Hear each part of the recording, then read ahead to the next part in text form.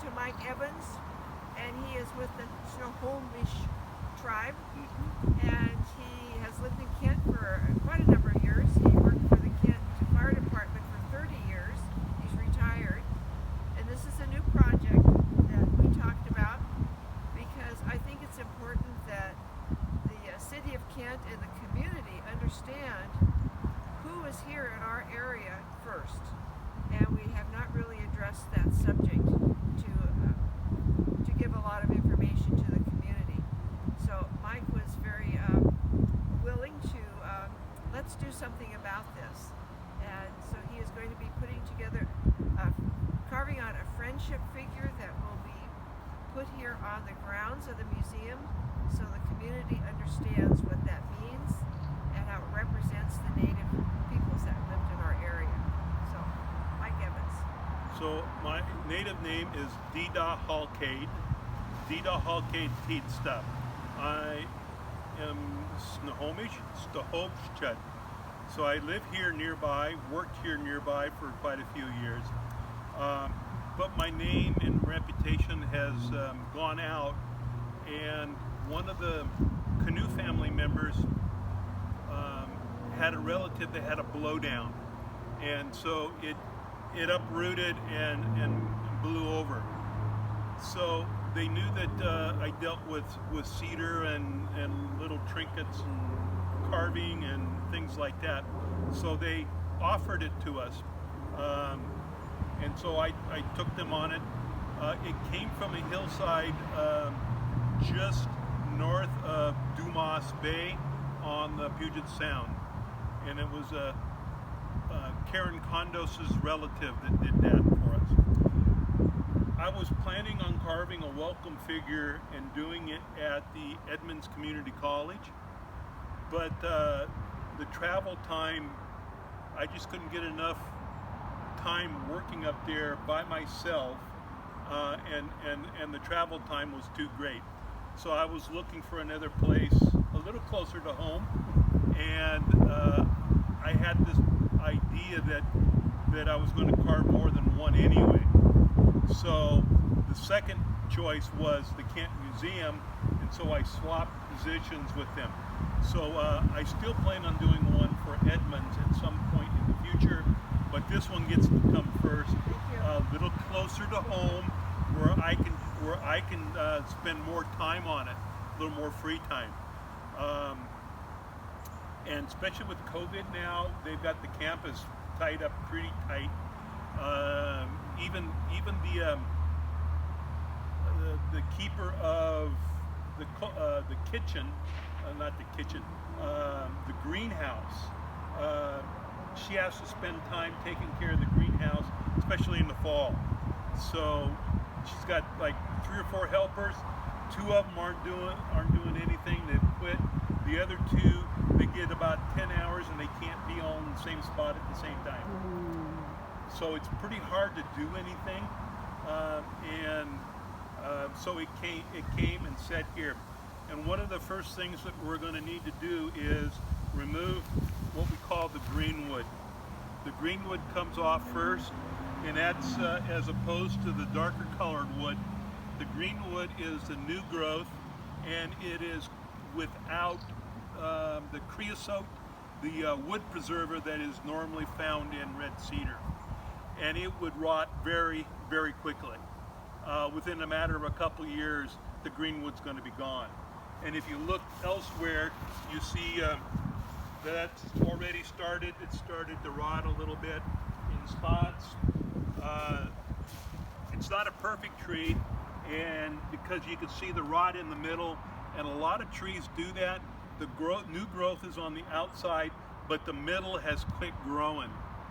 And so the tree becomes a tube when inside, and the bugs get in it, and then it starts to rot, and which is why some of the trees don't last very long or have rot in the middle.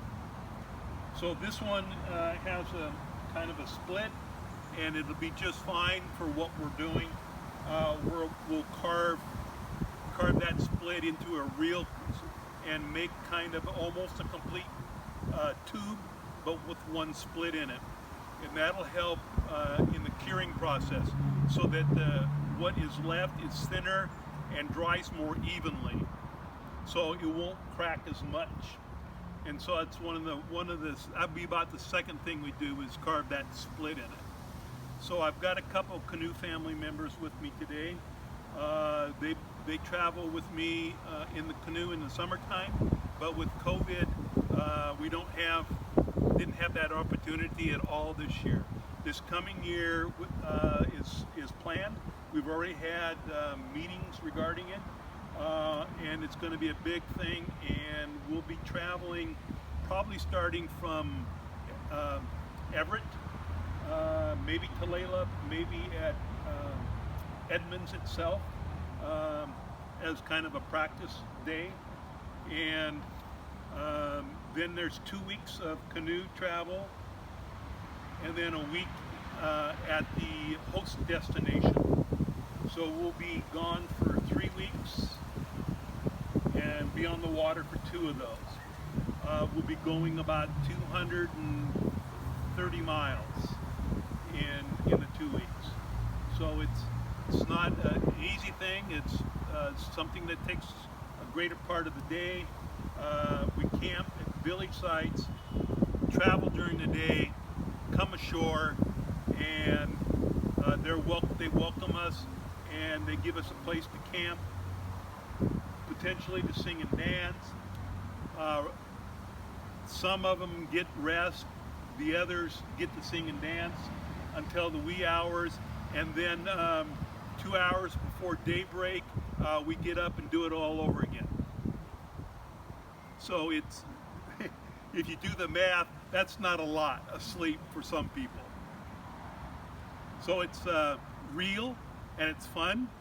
Sometimes it's not real fun, but it's always interesting, and it's something that is near and dear to my heart, and something that I've done for well over 20 years. So this is a new project. So I have a question carving. about your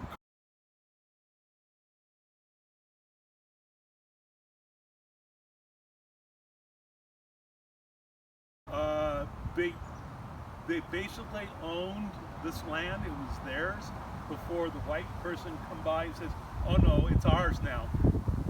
And without ceremony and without any exchange of gifts or anything, they just came and took control in a lot of cases.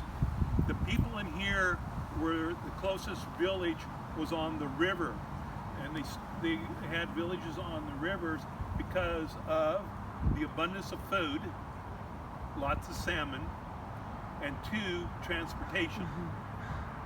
So what happens in communities where that's needed? They need transportation and they need food, and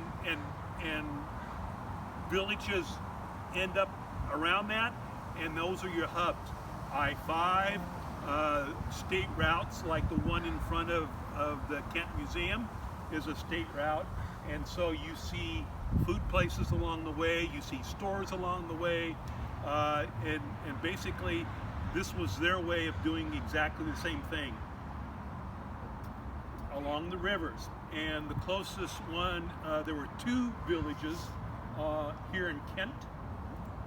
One was called Tuck, and to make that into a noun, you put an S in front of it, and Tuck means blocked or jammed, and it was referring to a log jam.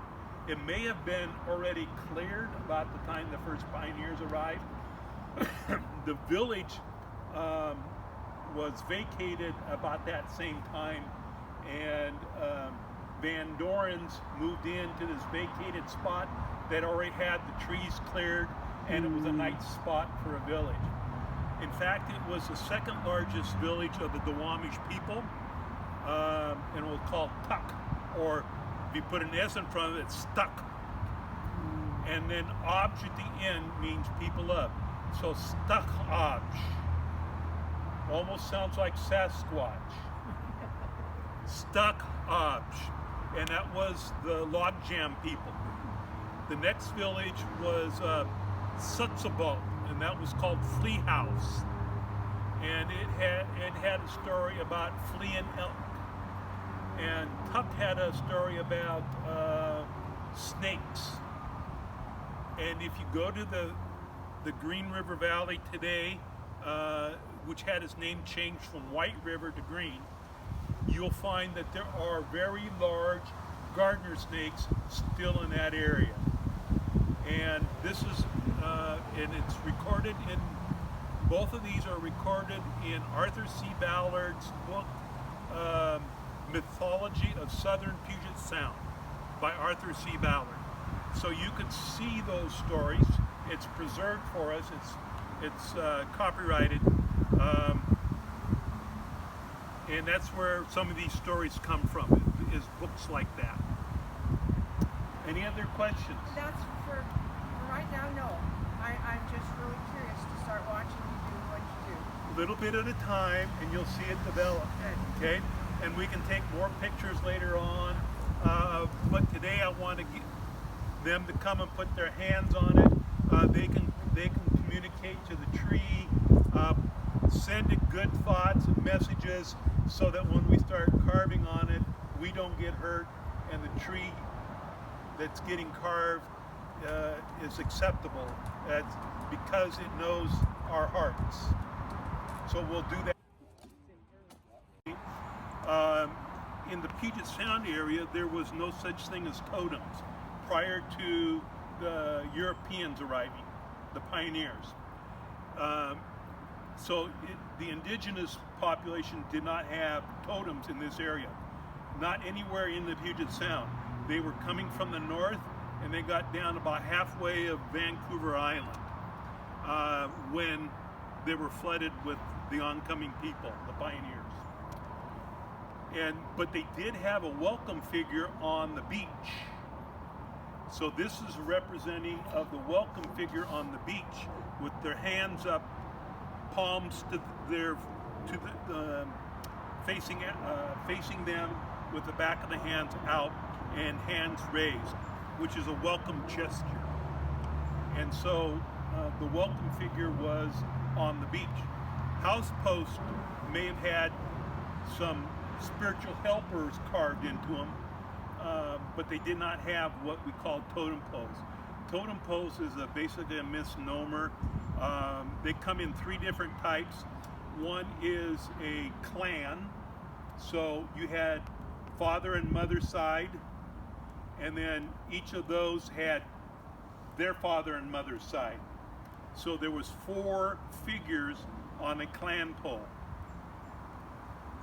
and it depicted who they were based on that lineage.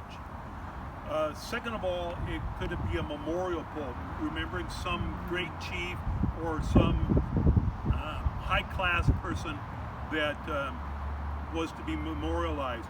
When there was no anybody left around to remember it, it was allowed to go to rot, fall down and rot. So a lot of those older poles are gone because the memory of that person is gone, and it goes with them. The third one is a story. So typically, if you're telling a story, then at the end of this story, there would be somebody, a high chief, that would have a potlatch, a giveaway, and he would be at the top of the figure. So he would be the last in this line. So the most important person in this story would be the one at the bottom. So being top man on the pole was not a good thing. You weren't the most important, and you weren't the beginning. You were as something that happened at the end. So there's a lot more to all of that, but that's, instead of a totem pole, we're carving a welcome figure.